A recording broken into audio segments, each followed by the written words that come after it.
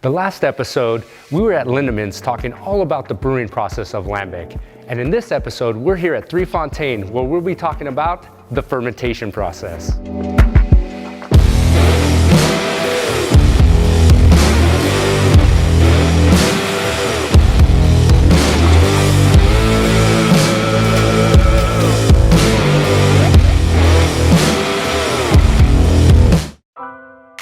Why does spontaneous fermentation and ancient brewing practices still prevail in modern brewing around the Brussels area of Belgium? It is certain that the local microbial flora has a lot to do with it, and it is the very reason why Lambic beers are so unique. The spontaneous fermentation of Lambic is a complex process in which non-cultivated yeasts and bacteria present in the environment inoculate the wort and are responsible for the fermentation of the beer. I sought out a Lambic brewer who could teach me more about spontaneous fermentation, and I was fortunate that I got to spend time with not only a brewer and a blender, but someone who gave everything he had to keep the tradition of making and blending Lambic from dying. I would like to introduce you to Armand of 3 Fonteinen and give you more insight into spontaneous fermentation of Lambic beers. We were in 1953 when we started our continuity Fonteinen. Beersel village, there were 14 blenders. So that means in our region, that I would say Brussels area and 20 kilometers around Brussels, there were like a few hundreds of blenders, maybe still 70, 80 Lambic brewers. They all disappeared. And in 1993, there were 2 blenders in the world, Hansen's and 3 Fonteinen, and all the rest disappeared. Why this beer disappeared is very simple. Influence of sugar. Everything has to be sweetened. A Lambic beer is no more sugar. It's totally fermented. All the sugar is gone. A gueuz the same. Of course, the time you need to have a bottle of gueuz, you have to see about 3.5 years before you have a very good bottle of gueuz in general, or more. The influence of modern times is to produce a beer on a week, 7 days.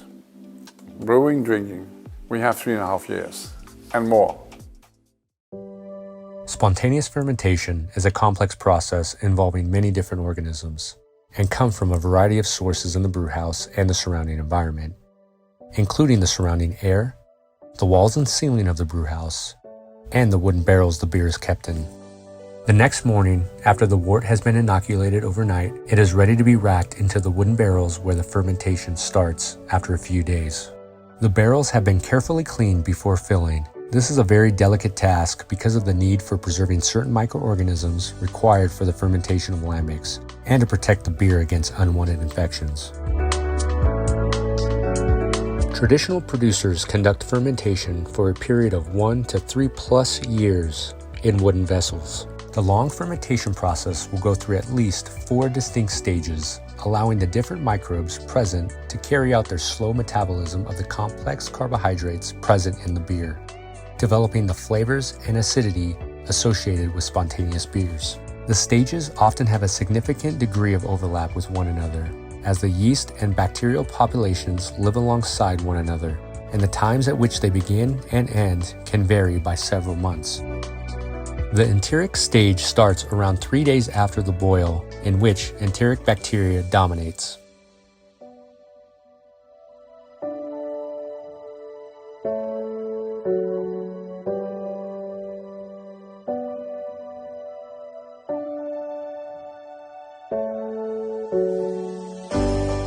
Stage 2 of the fermentation process is ethanol production. The second stage of fermentation is dominated by the Saccharomyces species. In this stage, the Saccharomyces dominance lasts from 3 to about 30 weeks, in which Saccharomyces cerevisiae and other Saccharomyces species dominate the beer's yeast flora.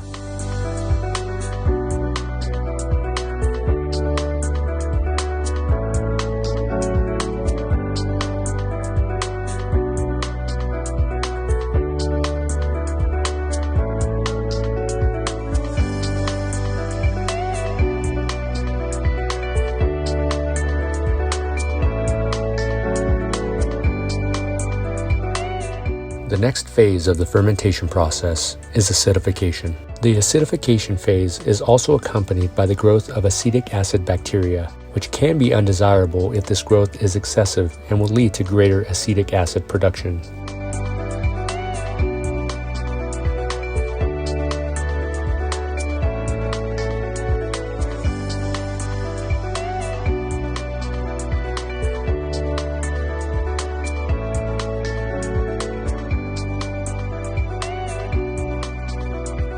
Stage 4 of the fermentation process of Lambic is maturation. The fourth and last phase of the fermentation process, also known as the extended maturation phase, is dominated by Brettanomyces.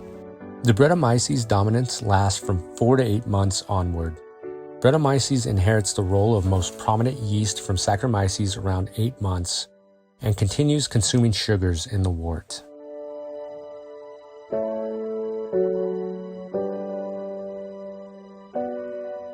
The science of lambic brewing is not an exact one, which makes it a truly unique product. Many brews are lost to contamination because of barrel-to-barrel quality variations and poor temperature control.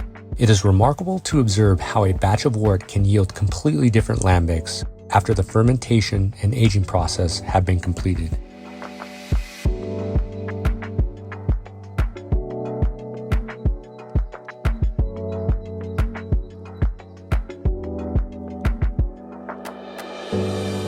Our blends for a bottle conditioned gueuse is not filtered. We don't use finings, we don't use yeast, we don't use nada. It's natural. By definition, each blend is different. Because we don't have 2 times the same barrel here. Yeah. Each barrel is different. Always. Yeah. So that means again that we have a beautiful, fantastic opportunity to continue in our traditions, and which I think, and that's not my invention, it's just general in the world, which I think this is the future. This is what's interesting to me because Lambic's on the verge of literally, dying and being just a historic, just being talked about in bars. You're one of those that kept it alive. And I'm just trying to figure out, like, everybody else seemed to say, okay, I'm done, we quit. Why didn't you? Why didn't you? Honestly, I don't have an answer. Yeah. I had to do it. There was something saying in me, you have to do it. Yeah. My hands were maybe doing, and I was not dominating my hands. It was very special in that way. Why I had the courage to continue, I don't know. The only thing I had always, that traditions are ours, regional tradition. When everybody is just denying for the money, what are we at the end? A standard, a number, and that's what I make me a little bit my own revolution, okay? I know that, but I don't want to be a star in that. I was the person who can do it. If we don't have respect for the generations before us, for our grandparents, parents and all that, what are we at the end? A number. In a strategy of big economic systems. My father, when we in 1993 received the first time the prize of the objective beer brewers, to recognize that Hanses and Fonteinen were the last Mohicans. And I saw my father's face. And there, at that moment, came a lot of historical things what happened, in which he never talked about that. But at that moment you felt it was a big wound, and it hurts, and it was painful for him, that he saw things disappearing.